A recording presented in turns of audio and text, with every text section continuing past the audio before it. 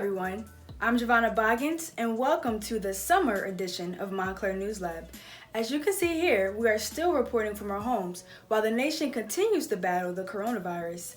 And now, tensions are even higher as mass protests erupted across the nation over the death of George Floyd, who died in the hands of a Minneapolis police officer. Our reporters, Stephen Vasquez and Octavio Cadenas, covered a recent protest in Clifton. Black Lives Matter! Black Lives Matter! Black Lives Matter! Black Lives Matter! The protest came to Clifton early one afternoon. One of the organizers, Justin Rivera, said the inspiration for the rally came after seeing one lone protester in front of City Hall a few days prior. I saw one man outside of City Hall with a sign. One man by himself, a white man at that. And he was out there all by himself. I went out there and joined him with my friend Gabby.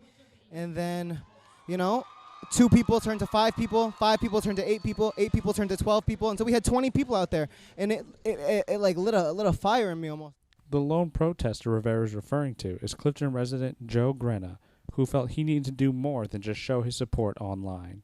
It's easy to jump on the bandwagon, but to actually do something, action speaks louder than words.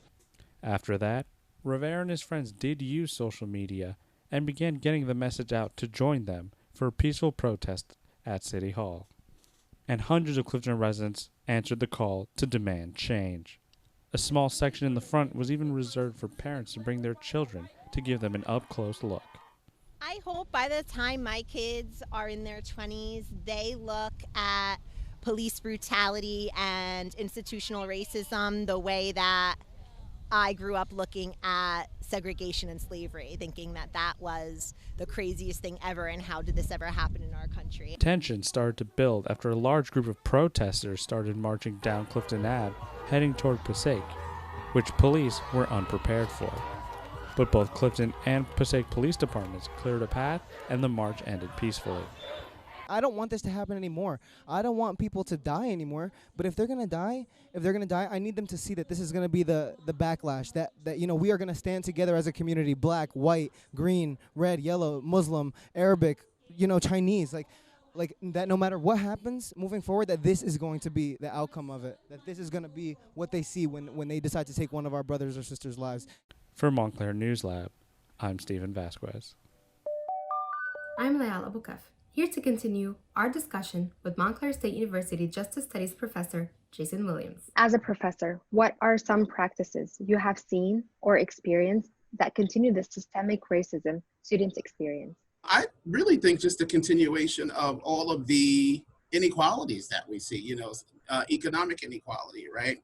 I mean, I have had students who've had to work 2 jobs to help their parents take care of the household. And this is whether they are coming from a home with 2 parents or a home with 1 parent, right? So these are the kinds of inequalities and barriers that, some of my marginalized students tend to face more than my white students. And this isn't to say that my white students don't face this either. I've had my share of white students too, who have their troubles, right? But it's important to recognize these intersections, right? And how this will inevitably affect a student's ability to matriculate, And so something has to be done at the institutional level, What are some of the microaggressions that students of color, Black students in particular, face? The main microaggression is typically in classrooms where they feel they don't have space to rebuttal either peers or the professor themselves. And I think that's a type of, I know that violence all too well myself, right? Coming up in criminal justice classrooms as an undergraduate, and a master's student, and it sort of built an activist bone in myself, frankly. But it is a kind of violence that can't be measured, right? It is a kind of violence that cannot be measured. I mean, the fear it instills in a student, after all, you're thinking about your grade, right? You're thinking about your safety, So it's very important that colleges rethink curriculums, that they rethink how they're going to be inclusive to students that may come from a different walk of life. What does it mean to be an ally? I think an ally is somebody that also has to put in practice, right, what they preach. So for instance, you can't just share a meme, right, or exhibit niceties to your Black friends, if you will, right? You have to put in practice.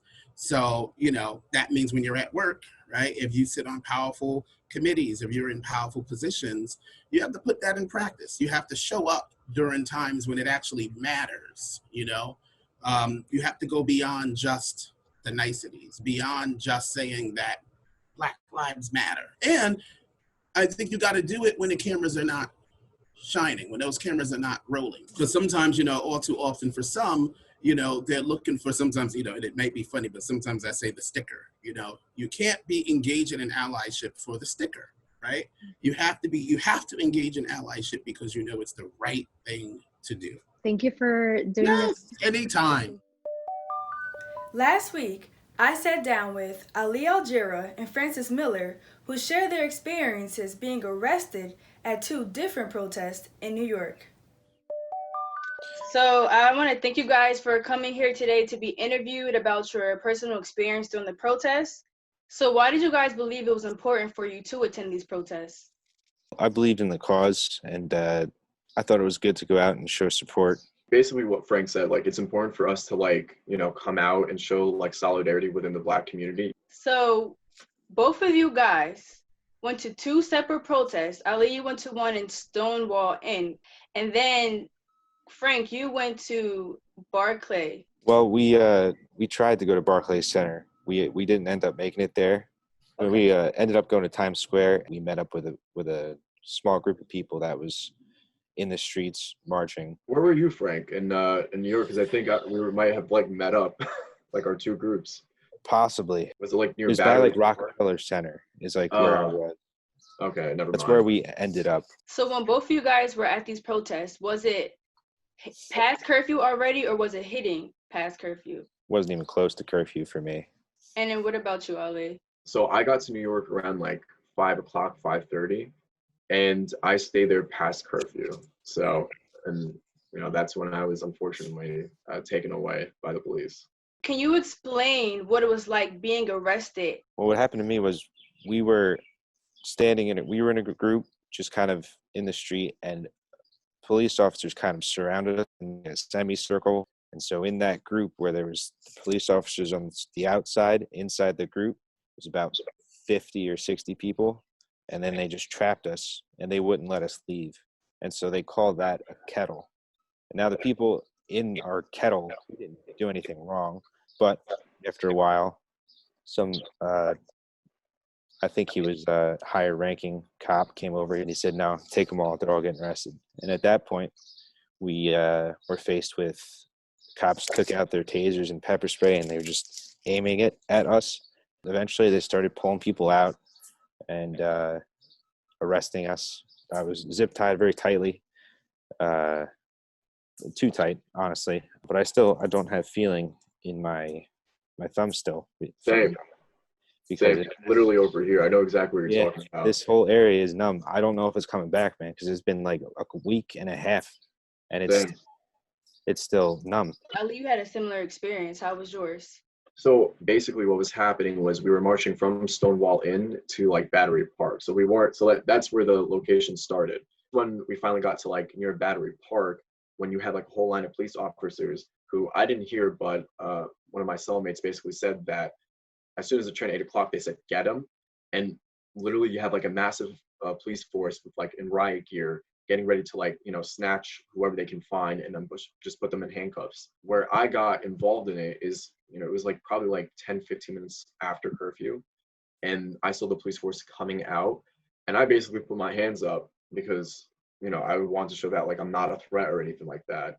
And all of a sudden, one of them beat me with their baton, and I said, don't touch me. And I sort of shoved one of them back just out of instinct. It took several officers to finally, pin me to the ground. They slammed my head to the ground. That's when they put the handcuffs on me, the zip ties, and they put it on too tight. And that's when they finally put us into the van. And then they even put us, they didn't even bring us to a Manhattan jail. They brought us to a Brooklyn jail. Do you know why they brought you to a Brooklyn jail instead of a Manhattan jail? Yeah, because they said that Manhattan was just overbooked at that point. What was it like being in jail? Was it tight? Was it a lot of people in one cell? Holding cell was pretty small. It was the size of a classroom, I'd say. Yeah, it started with 50 or 60 people in there, and then the number just kept going up. Masks were taken for most of us when we were arrested. So the entire time we were in there, I didn't have a mask on. Now, Ali, you had similar experiences as well. So how was that? Yeah, I mean, it was very similar to what Frank was saying. At least in the men's cell, when we were in, like, there was no social distancing. There was definitely more, distancing than Frank's situation. It was just crowded up. There was somewhere between like maybe 15 to 20 people in a cell that's supposed to only hold like, 5 or 6 people with social distancing. Is there anything else you would like to add? Oh, there's one thing. I definitely feel like my First Amendment rights were violated because I was arrested for protesting. That's all. One thing I've realized is, like, when I first got to the holding cell, it was clear like there was Black, white, Asian, Arab, Latinx. Like, you have all these different ethnicities who are in solidarity with the Black community. As I was leaving, I did notice a demographic change where it became more like Black and Latinx people who were like being held into those jails. It started out very mixed, and then as the night went on, it was not as mixed.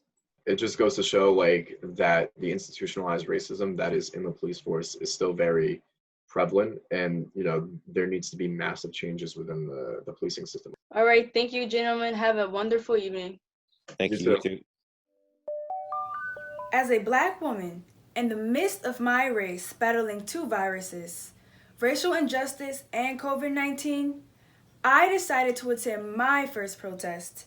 It was inspiring to witness people from different walks of life come together for something greater than themselves. Don't shoot! 6 days after the death of George Floyd, I marched down the streets of Philadelphia to make a statement. The protest for George Floyd and all the other lives that have died due to police violence. We walked from Center City down to the Philadelphia Art Museum. Right behind me is everyone on the steps giving facts and protesting about how our lives matter. Every vote matters! I can't breathe! I can't breathe! Chants saying, "I can't breathe." The last words spoken by George Floyd filled the air as so many Black Americans feel the same way, suffocated in their own neighborhood, communities, and skin. I am a Black woman with Black parents, siblings, cousins, aunts, uncles, nieces, and nephews. It breaks my heart not knowing if they will return home because of racial discrimination and the color of their skin. So I walk for their safety, for their rights, and for their futures.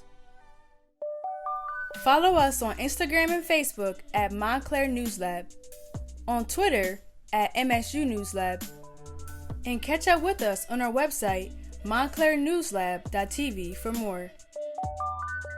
Thank you for joining us. I'm Giovanna Boggins. Stay safe, and we'll see you next time.